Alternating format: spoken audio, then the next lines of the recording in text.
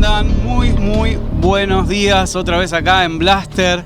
Bueno, primero y principal, quiero saludar a todos los que nos están empezando a seguir nuevos, tanto en las redes, en YouTube, acá en la misma Radio Sónica. Saben que Blaster for You es donde nos van a encontrar. Y bueno, nada, estamos a full subiendo material constantemente, estamos siendo invitados a otros programas. La verdad que estoy muy contento con eso. Muy buen día, señor Guillermo Tejada, atrás de los equipos. Bueno, y sobre todo, bueno, un saludo a todos, absolutamente. El tema de hoy es un poco algo que tiene que ver con cosas que antes se decían y se dejaron de decir. En una época se hablaba sobre el origen de los platillos voladores.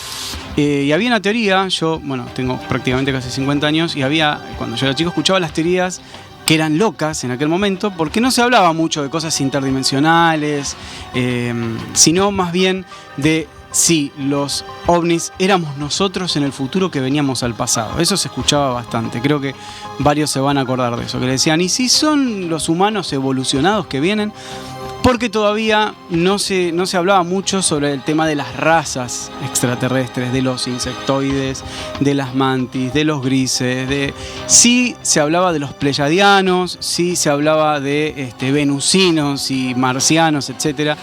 Pero estaba muy fuerte, muy arraigada la idea de que los extraterrestres en realidad eran terrestres, eran del futuro y venían acá hasta nuestras épocas. Ahora se está volviendo a poner de moda un poco lo que se inició en su momento con los Foo Fighters en la Segunda Guerra Mundial, que los americanos estaban atribuyendo a la tecnología alemana en la Segunda Guerra y que tenían relación con los ovnis, que que estos científicos alemanes estaban desarrollando cosas. Bueno, vamos, para poder empezar a desglosar en esta hora este tema e irnos terminar el programa con una nueva visión, quizás una teoría más, algunos ya la conocen, otros todavía no, y está bueno desarrollarla.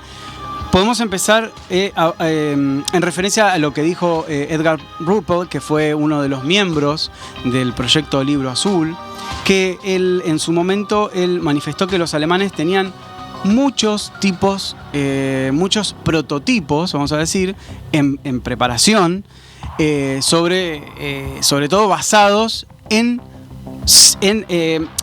elementos voladores discoidales. Eso fue lo que dijo este hombre, Ruppelt. Obviamente, bueno, nosotros lo primero que hacemos ahora, hoy en día, con el conocimiento que tenemos y con varios investigadores que están atrás de esa teoría, en relación a los alemanes, es pensar en el círculo polar ártico sur. Entonces nosotros automáticamente pensamos, bueno, los alemanes en algún momento hicieron de las suyas en la Antártida, en el Ártico, en varios lugares, que son los casquetes polares. Vamos a encontrar que esta gente, los nacionalsocialistas, dirigidos por, ya sabemos quién, por Adolfo, hicieron varias expediciones al Ártico Sur, pero bueno, tenemos que pensar en dos opciones, en dos chances, en dos decisiones que ellos pudieron llegar a tener, hipotéticas. Una es un poco más mística y otra es mucho más tecnológica. En una, ellos buscaban un lugar que supuestamente, en base a sus ideas, podía llegar a ser un lugar cálido dentro de la misma zona ártica, donde poder poner su gente, donde poder hacer también otra vez una expansión germánica en otros lugares, y podemos pensar que ellos tenían esa idea. Después tenemos la otra, que es la idea más cercana a la ufológica, que es que ellos buscaban un lugar que supuestamente, tenía un portal dimensional. Estamos hablando de la entrada a lo que quedó al resto de la Hiperbórea. Este mito, digamos, germano de estas razas antiguas, muy poderosas, y que, bueno, tuvieron un final catastrófico, pero aparentemente en esta zona tenían un portal. Entonces ellos pensaban que por ahí, por ese lugar, podían acceder a otras dimensiones, a otros lugares. Ahí hacemos otra escisión. Ahí tenemos dos opciones más. Una que es la idea militar, ¿no? Que es la de encontrar un lugar no solamente para poner asentamientos germánicos, sino para poner laboratorios y para poner un desarrollo armamentístico que fuera de la mano a la guerra que supuestamente el eje iba a terminar ganando. Eso por un lado. Y después tenemos la idea de que ellos podían encontrar a Thule, o sea, todo lo que es la parte mágica del mundo. Entrar a ese lugar especial donde solamente los brujos del Tercer Reich tenían los conocimientos necesarios para sacarle provecho y así poder, digamos, fundar una nueva raza de gente poderosa y mística. En todo esto, con todas estas ideas que estaban manejando los americanos y que se hicieron varios libros al respecto, obviamente que no podemos dejar de mencionar a Byrd, a Richard Byrd, que después fue un militar muy importante. Este hombre en 1929, digamos, cruzó el polo, fue uno de los pioneros, hizo unos registros increíbles, se le atribuyen opiniones y análisis que no sabemos al día de hoy si son verdaderos o no, pero que hablan sobre agujeros, digamos, como que nosotros no podemos advertir en ningún planiferio, pero que él dijo que hay entradas a un mundo intraterreno. Pero eso es un tema, digamos, que entra dentro de la ufología, pero en la rama militar, este hombre, a este Byrd, cuando tuvo la capacidad de mando, se le dieron más de 4.000 soldados y muchos buques para ir hasta estas zonas alejadas, sobre todo las partes árticas, y destruir todas las bases y todos los asentamientos que había del eje. Así que fue como un enemigo de buscar y destruir, como se dice en la jerga, ¿no? Search and destroy. Obviamente que los norteamericanos sabían, y esto consta en actas, que estos señores del eje, los nacionalsocialistas, eran expertos en hacer bases subterráneas. O sea, la tenían muy clara con ese tema. Habían desarrollado técnicas que después inspiraron a los norteamericanos a hacer sus bases y sus complejos militares. Bueno, obviamente a Rusia también. Y bueno, como sabían esto y tenían esa data de espionaje, mandaron a Byrd para destruir a esta gente. Digamos como que de todo esto de la zona polar y todo, tenemos ecos ufológicos hasta muy cerca de Argentina. Hablemos de Chile. Supuestamente en la isla Friendship, que es un tema que después lo vamos a tocar, también recibieron muchos mensajes supuestamente, todo es supuesto, de sociedades que están viviendo, y sobre todo sociedades germánicas que todavía están viviendo en este lugar tan alejado de la sociedad. Pero bueno, eso es un tema aparte de Friendship, increíble, espectacular. Bueno, para analizar, para señalizar los hitos relevantes de los que se encargó la tecnología y los científicos alemanes en aquel momento, obviamente cosas no desclasificadas, del desarrollo, ¿no? de toda esta movida que hicieron los alemanes. Vamos a empezar citando una locura galopante que sería la guinda del postre conspiranoico de los nacionalsocialistas.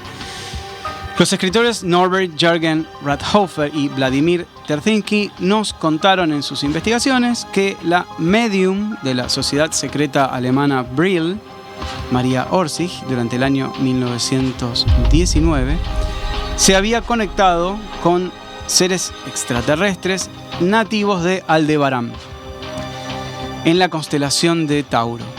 Guillermo me está mirando como diciendo, esto es una locura galopante, pero bueno, Es parte de lo que sucedió. No sabemos si es verdad o no, pero es parte de eso.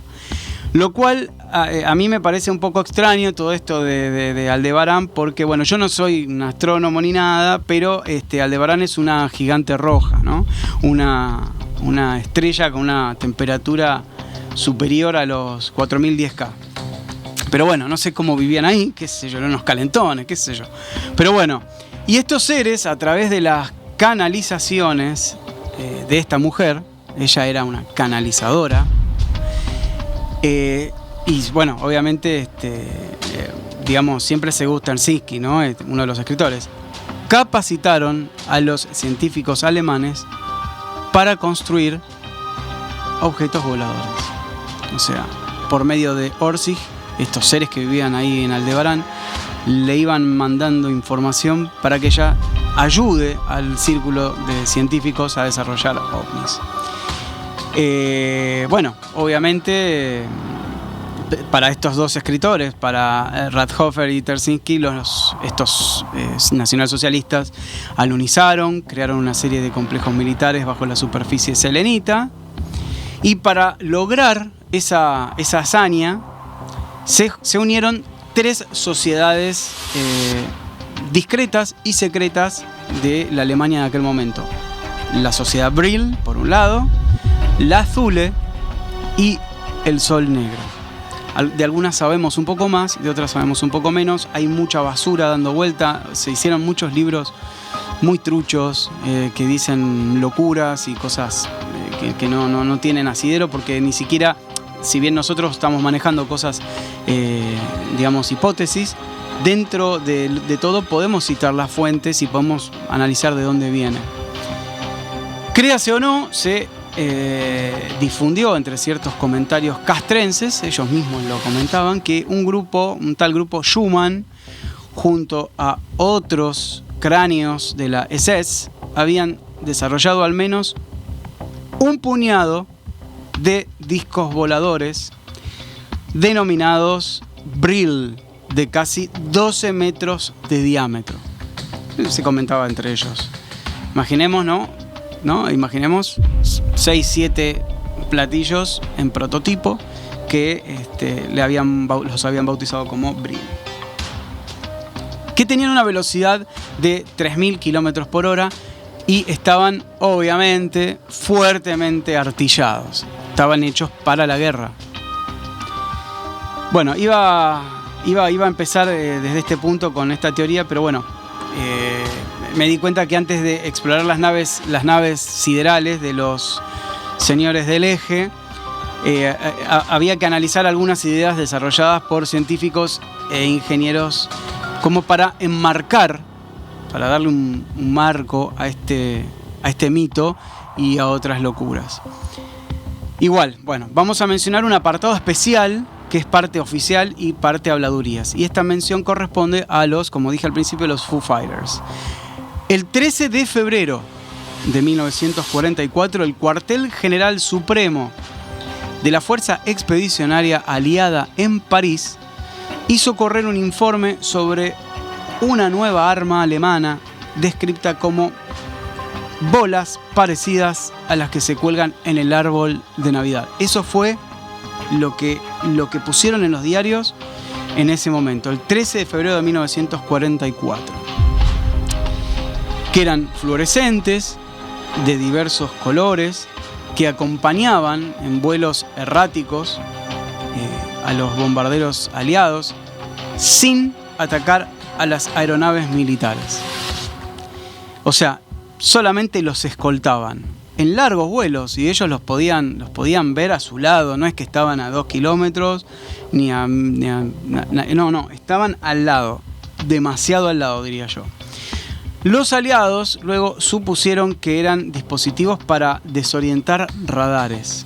Empezaron a analizar qué era eso, cuál era su función.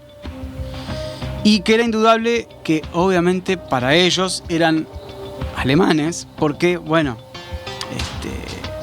una vez capturado el Arca del Rin, ya no se vieron estos fenómenos aéreos. O sea, desaparecieron en un momento en el que el eje estaba caput, como dicen ellos.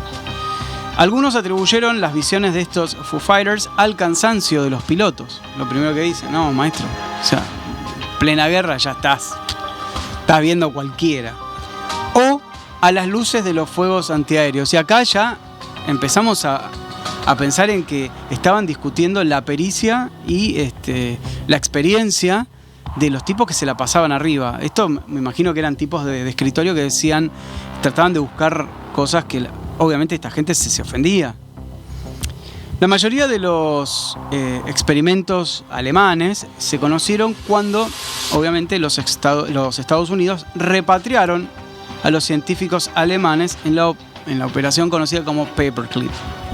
Pero muchas cosas más densas se supieron mediante interrogatorios. No fue sencillamente que trajeron a los científicos, cuénteme, ¿usted desarrolló un ovni? No, nada que ver. Los agarraron y los torturaron, lamentablemente. Cosas que desarrollaban y aparentemente se quedaban a medio camino o eran directamente desechadas hasta por el mismo bigote, que decía, no me gusta, chao. Ellos, los americanos, obtuvieron muchísima información mediante este tipo de medios, no tanto porque se hayan sentado los científicos a contarlo tomando un té. Entonces, la mayoría de los experimentos tenían que ver con la guerra. Por ejemplo, la bomba endotérmica. Consumían el calor del radio de explosión, ¿sí? Que era un radio de 1 kilómetro. Ese es uno de los experimentos de esta gente. Bomba endotérmica. Un reactivo evaporado llamado azoe o azoe y nitrógeno líquido, que una vez hubiera estallado, todo ser vivo se congelaría, pereciendo instantáneamente, manteniendo la estructura edilicia. Eso está yo lo leí en un libro, y en un libro muy antiguo, como uno de los desarrollos bélicos que no tienen relación con lo ufológico y que fue realmente punta para lo que después usaron y lo que fueron desarrollando los americanos y los rusos también. Bomba endotérmica. Después tenemos un señorito bastante nefasto, por no decir un hijo de mala madre, vamos a no decir malas palabras, el doctor Richard Balustek, que diseñó el cañón sónico. ¿Por qué digo que es un señorito bastante desagradable? El cañón sónico, un artefacto para atacar a una persona en 30 segundos, a lo lejos, atomizando su sistema nervioso, y a alguien a más de 250 metros estallarle los oídos con una nota aguda, por eso es el artefacto sónico, digamos, que superaba los 1000 hectopascales. Vos de esos hectopascales, todo eso la tenés clara, ¿no? Y me imagino que sí. Bueno, 1000 hectopascales y le volaban la cabeza. Eran 2 reflectores parabólicos montados sobre un blindaje donde en su interior se producirían deflagraciones de oxígeno y metano, que crearían ondas sónicas en un pulso dirigido. Pero la contra fue que resultaba demasiado grande, demasiado pesado el aparato y no llegó a utilizarse. Así que imaginen a estos científicos sentados diciendo, a mí se me ocurrió la bomba endotérmica, y otro que diga, no, yo tengo un artefacto sónico para destruirle la cabeza a la gente a 2 cuadras y media. Muy, muy linda gente. Bueno. Después, Hermann Oberth. Este tipo nació en el 1894 y murió en 1989. Fue un matemático de origen rumano a quien le hicieron bullying, en aquel momento no sé cómo se diría, por sus estrafalarias ideas. Pero este famoso Oberth fue el precursor de la astronáutica. También fue el mentor, obviamente, de Wernher von Braun, que todos me van a decir, no, pero ese fue el más importante. No, pero Braun fue el alumno de este hombre. Bueno, este Oberth es el que sigue en la lista de estos enemigos de la libertad al mejor estilo James Bond. A este individuo, obviamente un genio del mal, pero bueno, era un genio, vamos a decirlo, se le ocurrió la descabellada Ram Station, que era una estación espacial ultra peligrosa. Y digamos que este aparato consistía en un espejo gigantesco de 100 metros de diámetro, cóncavo, montado sobre un satélite cubierto de sodio. El satélite. El proyecto era un cañón solar. No sé cómo se pronuncia, Sonnenstein en alemán, quizás lo estoy diciendo mal, y que iba a estar a 8.000 metros de altitud. Un cañón solar. Yo lo vi eso en la película de GoldenEye, en la de James Bond, en la primera de Pierce Brosnan, y también lo usaron en, creo que El hombre de la pistola de oro, con Roger Moore, que tenía un rayo que se alimentaba del sol y era capaz de destruir varios lugares. La verdad que este Obert era una especie de Darth Vader, quería hacer una estación espacial para destruir ciudades, no sé. Bueno, trabajaron para hacer este cañón solar, se organizaron igual estos tipos. Trabajaron en la aldea de Hillersbend y el proyecto decía que ese espejo tendría que haber medido, en realidad, para que funcione, 3 kilómetros de diámetro. Porque ¿cuál era la idea de esta gente? Era generar un rayo lo suficientemente grande para destruir una pequeña ciudad de más o menos 30.000 habitantes.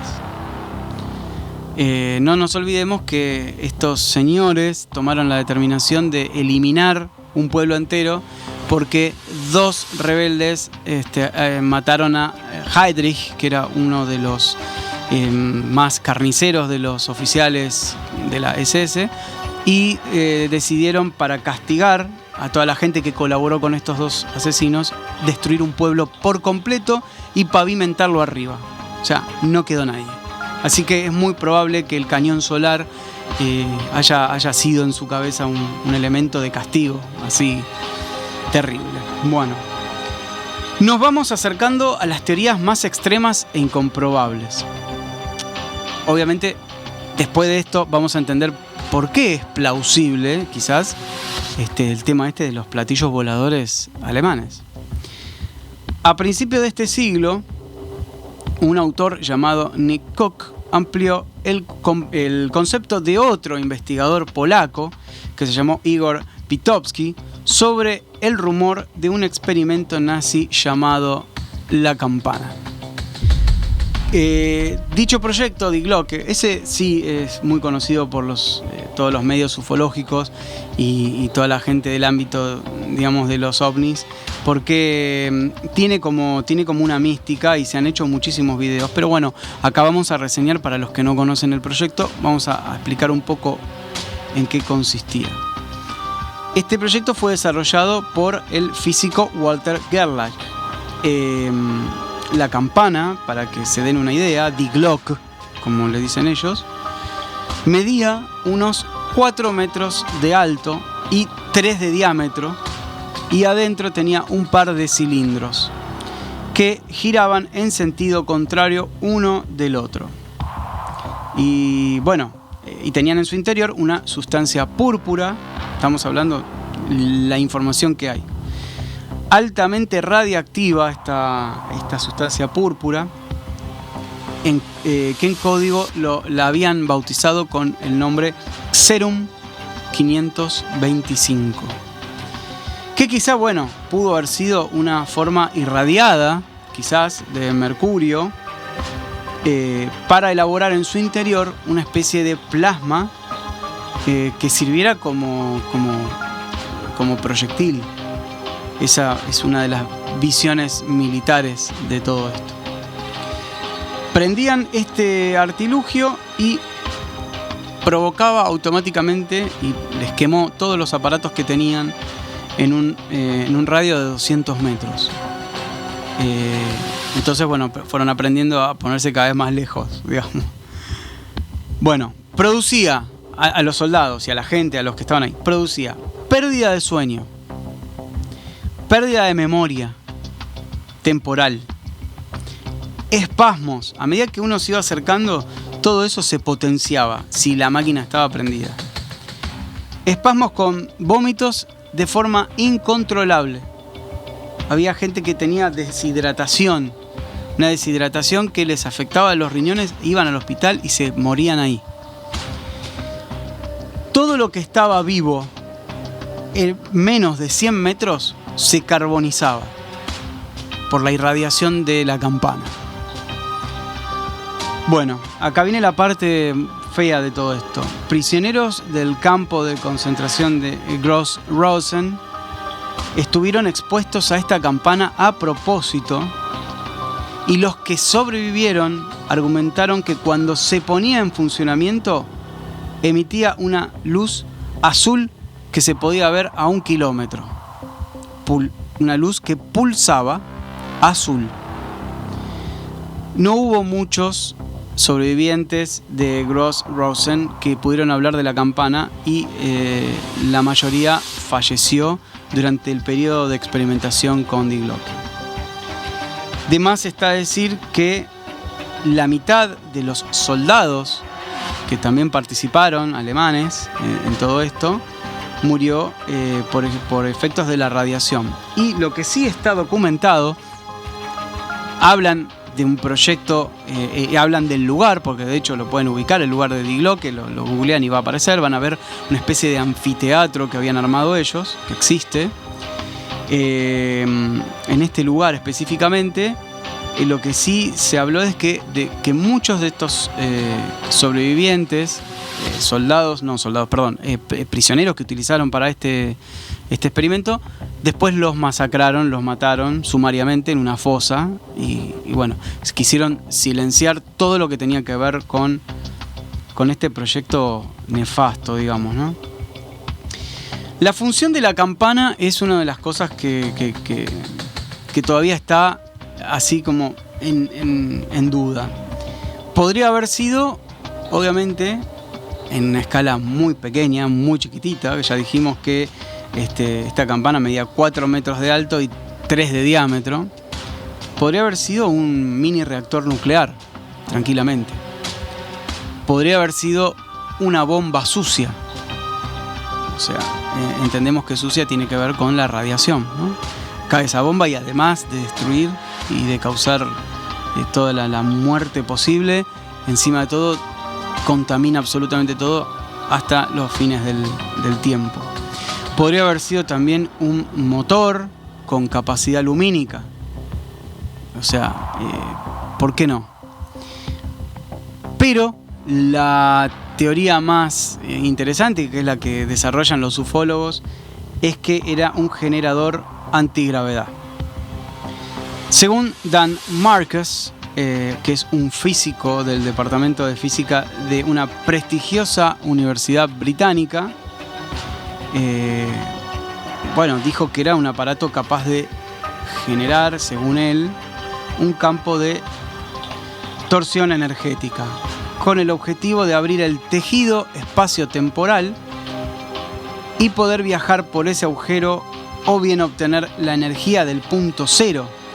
Que algo, y por favor me corrigen los que sean científicos, mi amigo Víctor, que me corrija, a ver, que este punto cero, Einstein lo llamó energía residual.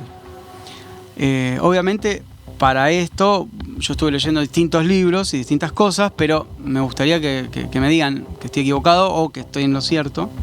Pero esas son todas las cosas que pudo haber sido este proyecto tan extraño y parcialmente documentado. Entonces recapitulemos. Querían hacer una estación espacial con un cañón para destruir ciudades. Y lo empezaron a hacer. Armas sónicas para licuar a la gente. O sea, cuerpos humanos. Bombas que dejaban todo en pie pero congelaban todo. Una campana que pudo haber sido, todas estas cosas: un reactor nuclear, una bomba sucia, un motor de capacidad lumínica, un generante de gravedad, etcétera. Un aparato capaz de generar un campo de torsión energética para abrir tejido espaciotemporal. Todas estas personas tranquilamente podrían haber desarrollado platillos voladores. Y acá vamos a esto, el generador antigravedad. ¿Qué pasa si pensamos que todos estos experimentos podrían haberlos unido? Podrían haberlos, digamos, microprocesados para ponerlos, por ejemplo, en estos ovnis que supuestamente la sociedad Brill les había transmitido la estructura de estos ovnis a los nacionalsocialistas a través de su medium, y se hubieran unido todas estas personas de la SS y decir, bueno, tenemos un generador de antigravedad, tenemos armamento láser, tenemos esto, tenemos el otro, hagamos los prototipos. Estamos hablando 1900, bueno, vamos a poner una fecha en el aire, 1939, 40, ya se hablaba de todas estas cosas. Con eso podemos entender si hay una posibilidad real que los ovnis que vemos ahora estén relacionados directamente con la tecnología alemana.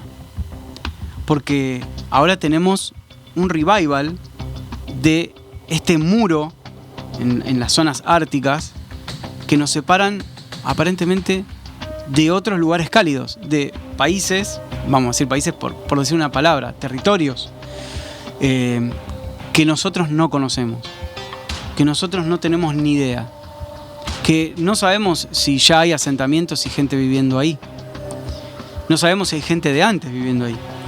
Entonces, todas las expediciones submarinas que han hecho a todos estos lugares inhóspitos, quizás fueron para llevar todos estos conocimientos y, digamos, elaborar un nuevo sistema tecnológico.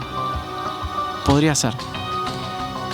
Habiendo mencionado estas armas, podemos volver a la ufología del eje, pura y cruda. A partir de acá empezamos ya a entrar en un terreno muy hipotético, pero hay testimonios de algunos científicos y hay muchas fotos y muchos croquis y dibujos bien de la época, que vinieron de esa época. Entonces no estamos hablando de un fake hecho ahora, de una noticia de moda tergiversada ahora. Estamos hablando de cosas hipotéticas, pero que vienen directo de mínimo 1946, vamos a decir. Ya sabemos qué clase de cerebros estaban detrás de estos experimentos.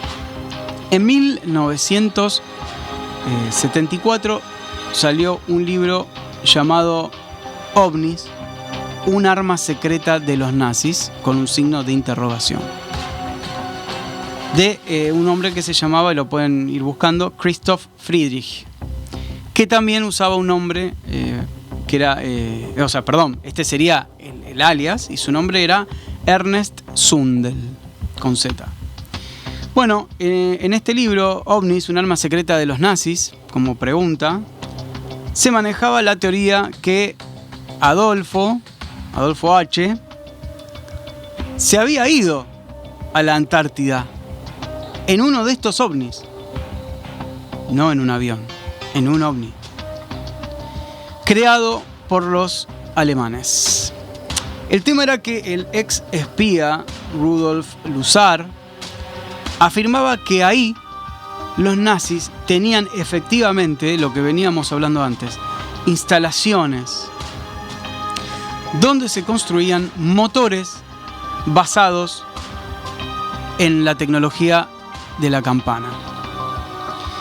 Podemos anexar que la cantidad de observaciones durante el conflicto que hubo de Foo Fighters, que fue tremenda, la cantidad de avistamientos, alimentó las teorías que decían que los alemanes estaban experimentando con la creación de naves, y las declaraciones de Roy Fedden, que era un ingeniero aeronáutico, sobre la calidad de la ingeniería alemana, selló el mito.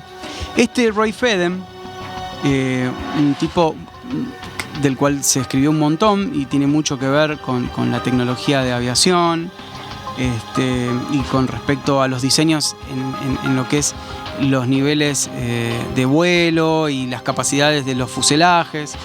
Este hombre en un momento dejó traslucir que realmente los alemanes estaban experimentando con vehículos no de forma convencional.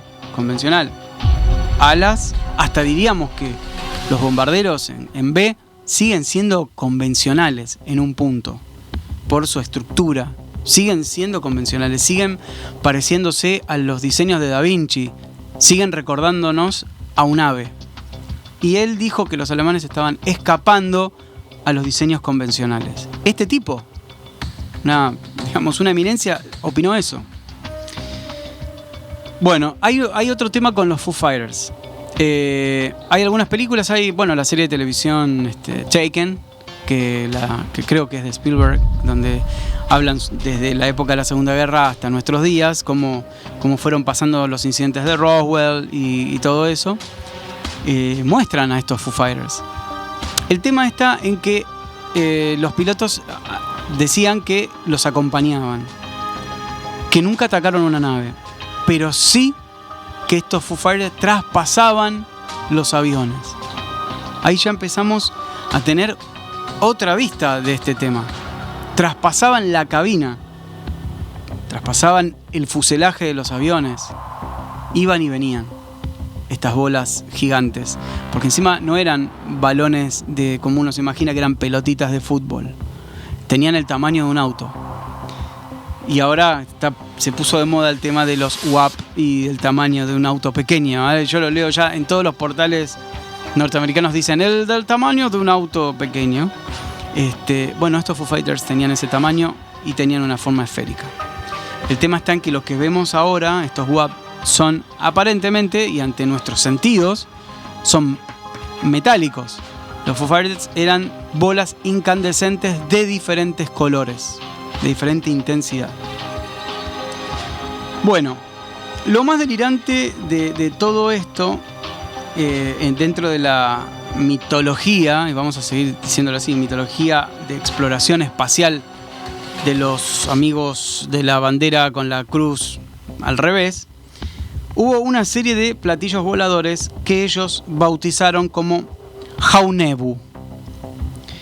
Prototipos que fueron mejorando desde la Jaunebu hasta la Jaunebu 4. Fueron mejorándolo en tamaño y en calidad de aleación. Empezaron con la aleación, así como ellos lo han dicho, la aleación Krupp, que era el acero, uno de los mejores aceros alemanes. Y después, por intermedio de las canalizaciones de Brill, desarrollaron un tipo nuevo de aleación que les permitiría resistir tormentas solares.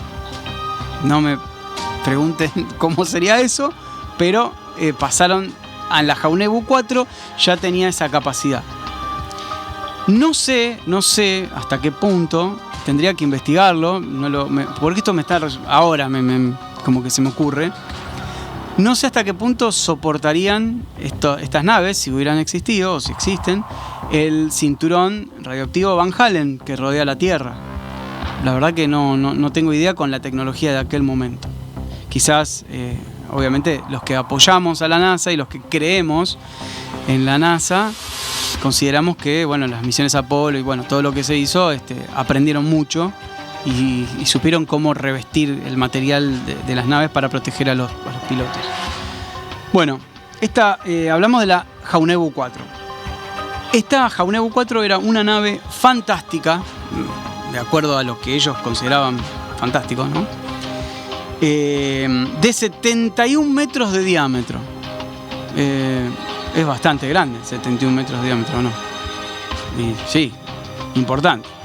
Totalmente acorazada y esmaltada con la última técnica industrial en la paleta de colores del Third Reich. O sea, ellos querían que sea, además de viajar a otros planetas, que uno diga, esto es la tecnología del Tercer Reich, y que la vean así, viste, como flamante. Y provista de varios micromotores antigravitatorios. En realidad, uno de los informes no oficiales sobre la mecánica de la nave era que funcionaba con un propulsor, hoy estoy con la papa en la boca, electrogravitacional de terriones, adosado a un generador de bandas de ondas similares a las de Van de Graaff y en sintonía con un dínamo de energía turbinosa tipo Marconi. Bueno, yo esto lo saqué así como está, no me puse a analizar cada una de las cosas que dicen, pero sí le pegué una ojeada a todo esto de Van der Graaf, al tipo Marconi, a todo eso me puse a ver. Y obviamente los que escribieron esto, por lo menos sabían del tema, y no estaban diciendo todo chamullo, pero me parece a mí que esto es una explicación de algunos elementos, no todo. Bueno, obviamente trasladémonos a la época de la Segunda Guerra Mundial, ¿no? Los pilotos no solo eran los mejores de la Luftwaffe, o sea, la confianza que tenían esos tipos, obviamente, era total. Necesitaban dominar estas Jaunebus, sobre todo la 4, que en algunos libros dice que era casi inmanejable si no se tenía un equipo de no menos de 3 personas para equilibrar absolutamente todos los elementos que le daban sustentabilidad, traslación y rotación, alimentados por la potencia que les daba seguramente también todo lo que dije recién de los terriones de Van der Graaf, por los elementos de la campana. Necesitaban estas 3 personas para estar una en cada lado y realmente dominar semejante máquina. Bueno, de más está decir que estos tipos pobres, o sea, eran súper condecorados, pero ya estaban finados en el momento en el que le decían: bueno, maestro, vas a ser el piloto de esto. ¡Qué gran honor! No volvés más. También fueron héroes abnegados por la causa nacionalsocialista. Sabían que se subían ahí, chao, no te vemos nunca más. Era cuestión de despegar. Y una vez en el destino final, obviamente, ¿cuál era la idea de esta gente? Colonizar, donde fuera que vayan, un nuevo mundo y llevar la doctrina de Adolfo para instaurar una nueva civilización. Realmente, o sea, es muy vistoso imaginarse eso, una serie de platillos, estos Jaunebus 4 con artillería, con ametralladoras, porque bueno, en aquel momento no era que podían esconder mucho las armas, no tenían tantos servos tan desarrollados como para esconder, así que me imagino con ametralladoras, con la suástica, ahí, bueno, una cosa tremenda. Tipo Indiana Jones, ¿no? Una cosa así.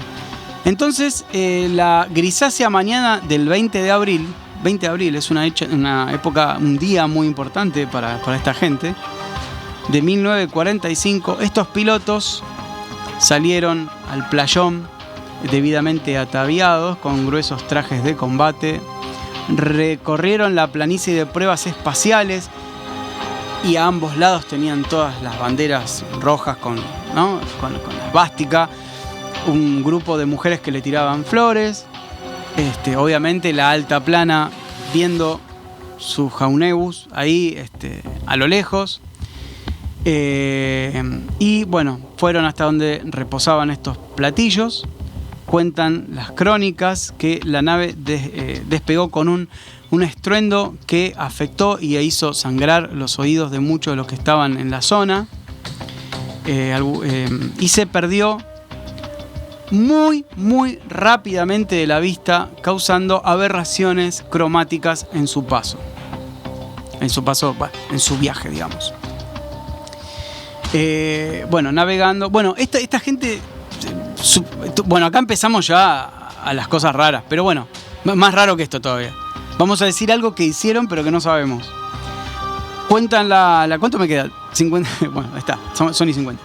Cuentan las crónicas que la nave despegó, bla, bla, bla, y estuvo navegando durante 8 meses. Hasta que desde la cabina visualizaron el planeta Marte. 8 meses de viaje a estas velocidades y vieron el planeta Marte. Maniobraron como estaban entrenados y pudieron pisar suelo marciano en enero de 1946. Muy pronto, una vez que investigaron las cualidades de la atmósfera marciana y pertrechados con vaya a saber qué tipo de traje, con qué tipo de tecnología, que podemos intuir que estaban bien preparados porque habían canalizado con Orszag en abril y les habían dicho cómo era la temperatura y cómo era el oxígeno o la carencia de oxígeno de Marte. Así que ya iban a sabiendas. Muy pronto, bueno, como yo decía, clavaron el estandarte con la svástica en el medio del desierto marciano. No pasó mucho tiempo para que la tripulación comience a luchar contra tormentas de viento huracanadas en Marte. Todo esto dicho por estas canalizadoras también, contado por ellas. Y otros incidentes, desprendimiento de rocas, agujeros en el piso, por lo que aprendieron a construir bajo tierra utilizando volcanes extintos que todavía emanaban calor. Según otras crónicas de militares de la Luftwaffe que las contaban después de tomarse 8 chops de cerveza, debajo de la superficie marciana había insectoides y reptiles terópodos que rápidamente intentaron acabar con la fuerza militar de los nacionalsocialistas. Así que se encontraron con 2 razas ahí en Marte que vivían debajo de la superficie del planeta. Bueno, pero estos insectos, obviamente, en la historia alemana fracasaron. Los curtidos soldados lograron contener la situación con toda la violencia posible que pudieron con sus ametralladoras STG-44. Supongamos que la STG les servía en Marte. Bueno, el tiempo pasó y las 3 sociedades secretas que mencioné al comienzo, el Sol Negro, la Sociedad Brill y la Thule, paulatinamente fueron enviando nuevas Jaunebu, y perfeccionaron la tecnología. Esto es lo que empieza a formar la opinión que, hipotéticamente, si esta gente llegó en 1946 a Marte, pelearon con insectoides debajo de la Tierra, clavaron la bandera y empezaron a hacer estructuras, a diseñar un sistema de vida y encima fueron perfeccionando cada vez más las naves, obviamente podemos llegar a pensar que tranquilamente se hizo esto en el casquete polar, tanto ártico como antártico. Podría ser. Bueno, la cuestión que estas 3 sociedades terminaron fundiéndose en una sola, en una sociedad, en la que además unieron también capitales económicos. Es una sociedad que, no podemos decir el nombre, pero que en 1952 fundó una especie de logia, un pacto con la élite de los Estados Unidos y hoy por hoy supuestamente financia todas las actividades que tienen que ver con lo aeroespacial, las que se conocen y las que no se conocen. Hasta acá es lo que hoy pudimos, reducir en estos minutos para compartir con ustedes.